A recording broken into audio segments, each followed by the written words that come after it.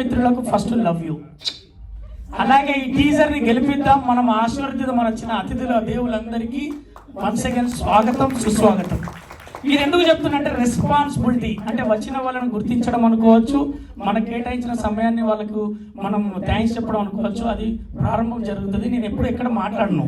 ఇది ఎందుకు రెస్పాన్సిబిలిటీ అనే పదంతో స్టార్ట్ చేస్తున్నానంటే, లగ్గం అనే సినిమాకు నేను ఆ సినిమాలో చేయడం ఒక అదృష్టంగా భావిస్తున్నా. ఇది ఫస్ట్ వర్డ్, నిజంగానే చెప్తున్నా.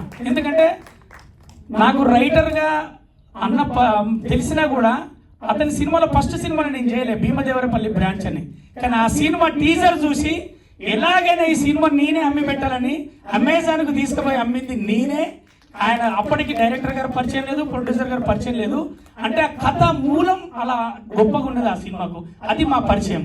దాని తర్వాత నీకు మంచి క్యారెక్టర్ ఇస్తారు అవన్నీ గుర్తుపెట్టుకోనని పిలిచి ఈ లగ్గం సినిమాలో ఒక పాత్ర అనేది అంటే సినిమాలో ప్రతి చోట ఎక్కడ వీలైతే అక్కడ కనపడడానికి, ఎన్నిసార్లు అయినా కనపడడానికి వీలు చేసి నాకు అవకాశం ఇచ్చిందన్నా. అన్న నేను ఒకటే ఒక లైన్లో చెప్తా, రమేష్ చెప్పాల గురించి నేను ఏం చెప్పాలన్నా కూడా ఒక రచయిత మనం చేయొచ్చు అంటే ఎందుకు చెప్తున్నా అంటే ఇది ఒక ఎమోషన్, ఇది ఒక కనెక్టివిటీ. ఈ సినిమా ఎప్పుడు రిలీజ్ అవుతుంది, దీన్ని ఎట్లా మోయాలనే దానికోసం మనం చూస్తూ ఉంటాం. మేము ఒక మంచి మంచి సినిమాలను నేను చేశాను, మీ అందరికీ తెలుసు. శతమాన భౌతి చేశాను, F2 చేశాను, ఒక బలగం చేశాను. తర్వాత ఈ లగ్గం అనే సినిమాలో ఇక్కడ కనపడ్డ రోహిణమ్మ ఉన్నారు కదా, ప్రతి మేనత్త అయ్యో ప్రతి మేనత్త మనసు కనపడుతుంది, ప్రతి మేనత్త క్యారెక్టర్ కనపడుతుంది రోహిణమ్మల.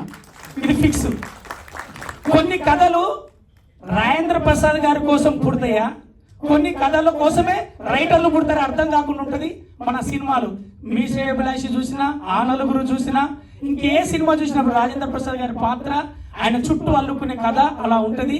ఈ సినిమాలో తులం కూడా తగ్గకుండా రాజేంద్ర ప్రసాద్ గారు మిమ్మల్ని ఏడిపిస్తారు, మిమ్మల్ని తిట్టించుకుంటారు, మీకు మెప్పించుకుంటాడు. అదే మన నటగిరి రాజేంద్ర ప్రసాద్ గారు. ఇది ఫిక్స్.